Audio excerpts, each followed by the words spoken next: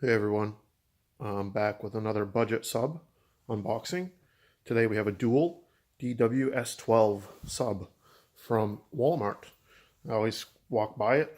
I'm sure it's not that great, but for $30 it might be worth it. So I figured I'd unbox it today.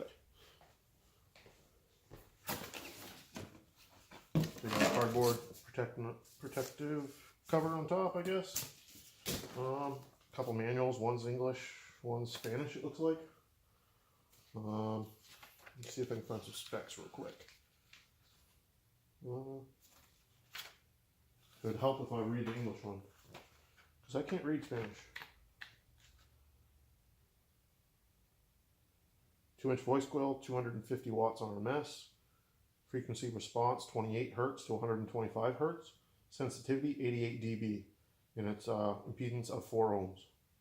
48-ounce magnet. So I mean, really for the price, 30 bucks.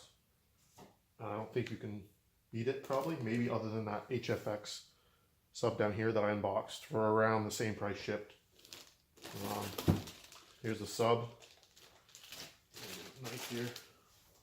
Little razor blade. Put that tape.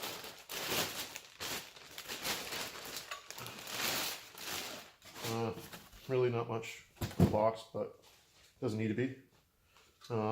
Here's the shiny dust cap, red chrome dual logo. Set of paper cone, pressed paper cone. It feels nice. The foam surround feels nice. It's not too stiff, but to be expected. It's got a high lip plastic mounting ring around it. Fairly nice for what it is, metal basket with like a, I don't know, a textured paint on it. It's got a 1-inch magnet, like a slug magnet, with a little bit of a bumped back plate for more voice coil movement, I assume. It's got some underneath spider vents that aren't really open. Those probably can be pushed open for a little more cooling. It's got normal floating tinsel leads, not sewn to the spider. Decent looking spider too. 2-inch voice coil. This is the back of the magnet. Little side profile here.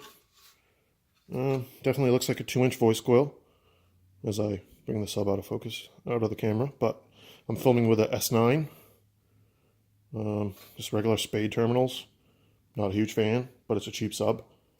But overall, it looks pretty nice. I'm sure it will do all right for what it is. I kind of like the looks of it.